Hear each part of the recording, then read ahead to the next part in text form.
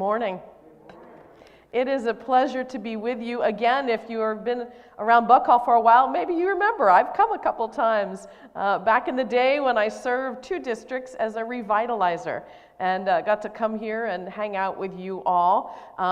Then the bishop found me one day and asked me to go and lead as a district superintendent for the Arlington district.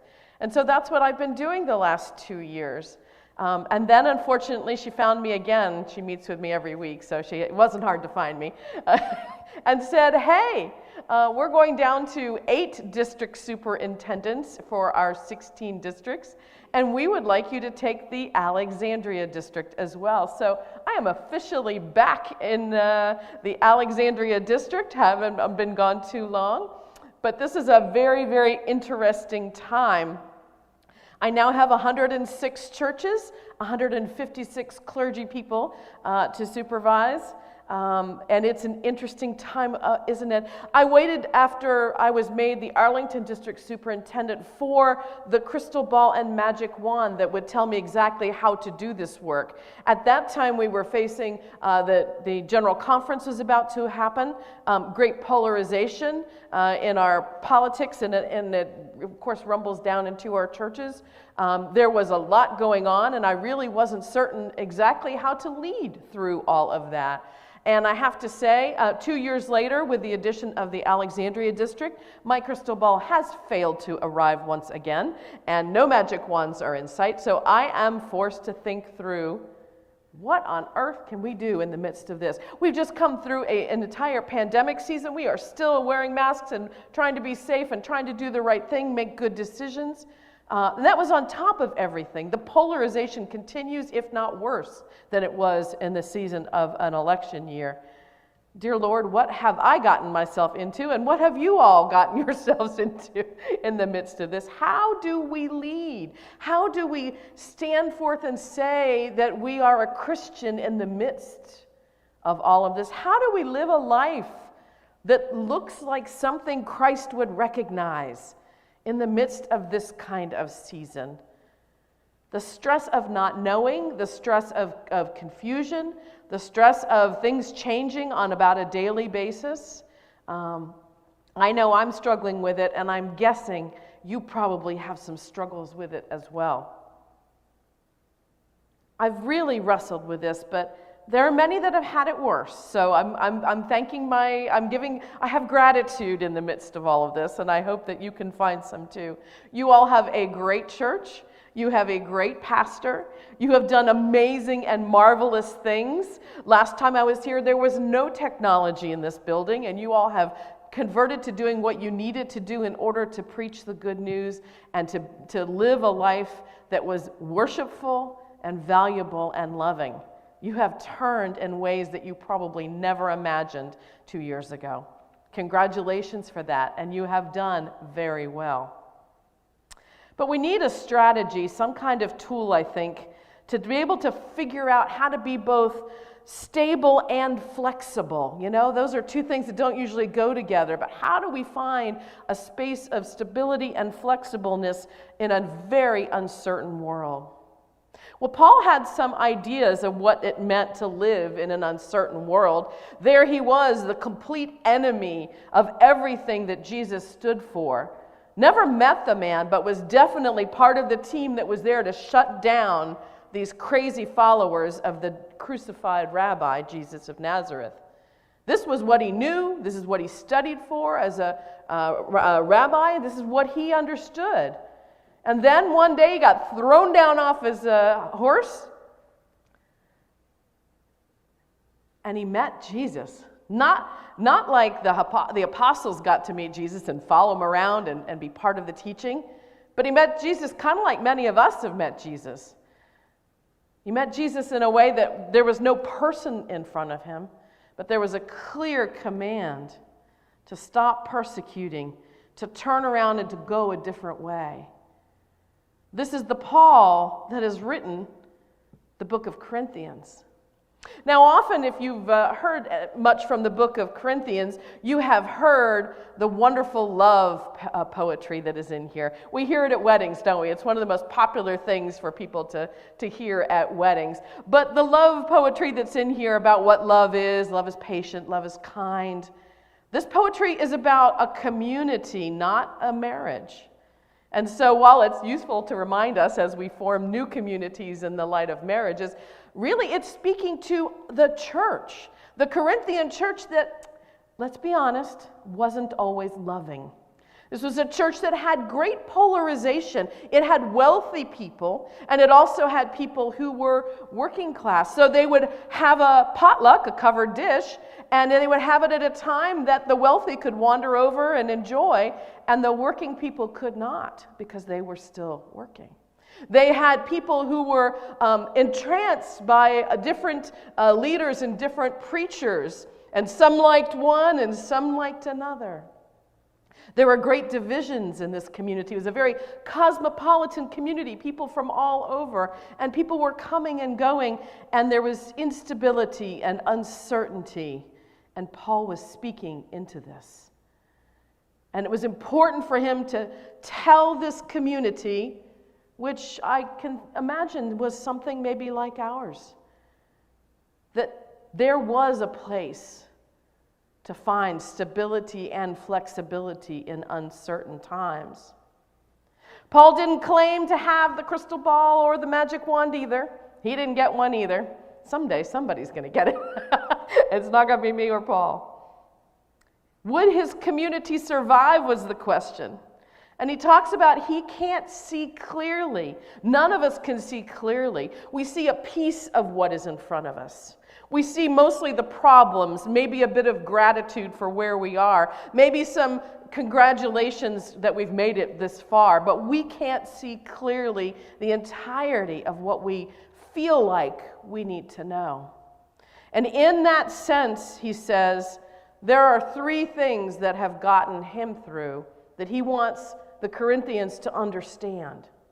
He is telling them that there is faith that keeps him going. Again, remember, this is the man that had to be knocked off the horse in order to find the beginnings of a faith in Jesus Christ. I'm hoping that none of you got knocked off a horse or anything like that, but for some of us, it takes a bit of a sledgehammer.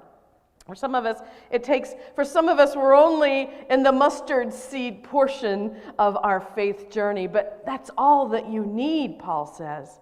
Because in the midst of faith, in the midst of leaning into God, a little bit or a lot, this is part of how we walk through uncertainty. We've seen other people testify that leaning into God is a good place to be, a healthy place to be. Leaning into the faith of a community, even when we're developing it ourselves, this is a place of rest and a place where we can think and move. Faith is something we rely upon in order to get us through uncertain times. Paul says hope because he had great hope in the resurrection, great hope that will overcome even death. How could we not be hopeful when even death is overcome? This is what Paul came to know in the midst of the work that he did. He was kind of like a district superintendent. He had churches all over, and this was something that he taught them all, that in the resurrection we can all find hope, a depth of hope that didn't exist when death was the only answer. And then he said there was love, the ultimate tool. In the midst of love, he didn't want us to think, frankly, of the frail, human, breakable kind of love. We have probably all been let down by somebody that loved us. We have probably let people down that we have loved. When we tend to put these two together, this human breakable love and this eternal unbreaking love, those are not the same thing. We can rely on the kind of love that Paul is describing here. It's enduring even beyond death. It is forgiving in ways that we struggle to forgive. And it is beyond death, this love. This is Paul's recipe for getting through the uncertainty of what's going on in the lives of the Corinthians. And you and I, my friends, have these exact same tools. They have not gone away. They have not changed. With the centuries in between, these three things still remain. Faith, even though it may be mustard seed size today, because it can grow. Faith can grow, and I found most people grow as disciples in faith when they see a whole community that can tell their own stories. This is why telling each other our stories of faith, how we got knocked off a horse, how we were born into it, and how generations of people have poured their faith into us. This is how we grow our faith. Growing our faith in things like Bible studies. You're about to start a Bible study. I love the book of Romans. Sometimes hard to understand. It was like a theology experience, but oh my goodness, Paul lays out the faith in so many strong ways. And hope. Hope now beyond death. We have had so many people that have been lost.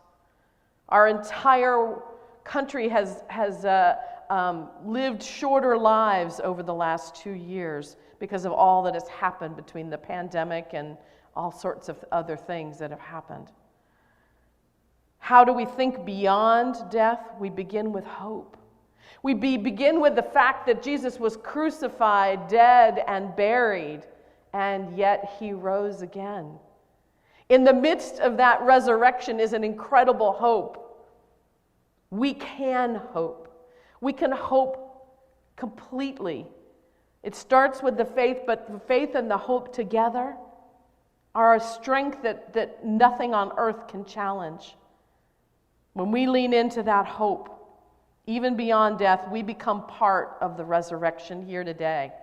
Because we hope, we can say things like, we can change the world together. That is not an idle promise. That is not a dismissive thing. As disciples of Christ together, we can change the world. And we have done it bit by bit. We have taken on hard things that needed to be taken on, injustices in the world, hungry people in the world, places that needed strength that we had through our own faith and hope. We have built hospitals and places of learning. We have gone to countries that had nothing and helped them build infrastructure. We have been a part of faith and hope in the world. And let me say that Methodism has been front and center for a lot of that. Our missional ideals come from our faith and our hope. But of these, Paul says, our biggest, best tool is love. And it's not just love. It's not just a breaking in of the kingdom that we see occasionally. It is a revolutionary love. I want you to walk out of here today thinking about revolutionary love. It's a love that turns the world upside down. It's the unexpected love. It's the love that God had for Paul to knock him off a horse and change his direction completely. It's the love that God has when God raises us up to say, that's not right. That's not just. It's a love that says, there are hungry people. How can I be part of feeding them? How can we be part of feeding them? I always smile when I come in and see your garden. Your garden's been there for many years. I've seen it when I've come in, and I see the welcoming scarecrows out there. I'm not sure if they're welcoming the crows or not. I'm not sure what's going on there, but I'm hoping they scared them away a little bit. But it is a revolutionary love that begins the calling into what's next. We keep asking ourselves, how do we grow in love? Every morning I get up and I say to myself in my prayer time, Lord, heal me. Now sometimes I'm talking about my poor knees or something that hurts, But very often what I'm talking about is my heart. Those places, Lord, where I am unhealed and cannot love in a revolutionary way like Jesus loves me already, those are the places that I need to heal. So this revolutionary love starts in our own hearts. It starts with our own work with God. We are completely beloved as we sit here today. And yet, revolutionary love calls to us to dig deeper, to heal a bit more, to love a bit more, to ask the hard questions. Because with faith and hope, nothing is impossible in uncertainty. Nothing is impossible in certainty. This revolutionary love will turn us upside down. It's a scary thing. I'm going to just lay it out there. Most people are scared to go deep into this kind of love because it's going to shake us up. Let's be honest. It's going to call to us to fix some of the things we haven't fixed. It's going to call to us to do 70 times 7 kinds of forgiveness. What it isn't calling us to is to be nicer or kinder. That isn't revolutionary love. I think we confuse that in the Christian church. We just have to be nice to everybody, right? And that's going to make the whole world change. Not necessarily. Those are parts of it. But revolutionary love calls to more, calls to the uniqueness of you as an individual Christian, and calls to the uniqueness of this community of Buckhall and its individual way of being in the world as a revolutionary leader in love. Because that's what it is. The world needs more revolutionary love leaders. 2 years ago, I stood before the Arlington district and said, I will do my best to lead in love. That is the only vision I can come up with at this point. I will first think, what would love do? I will first work on myself as a leader to go deeper in the love that God has already poured out in me and in my life, to say, what can I do next? And I stand before you as an Alexandria church now and say the same thing and challenge you in the same ways. How will you lead with this kind of love that God has already poured out in you? How will you come together as a community to know God better, to love God more, and to take that upside down turning love back out into the world? How will you make the world a better place? How will you save this world with love? Because we are the instruments God has created in that love. It is our work. It is our turn. I didn't get a crystal ball and I didn't get a magic wand, but I got all the love that I need to make this all work. I don't know how, but God will be there. With the little faith I come with, I believe, Lord, help me in my unbelief. With the hope that I have in the resurrection, because I've seen it change lives. With the knowledge that I have that I am beloved of God, and there's nothing I can do about that except live into it. I am loved, and it is enough. We are loved, and it's ours to take to the world.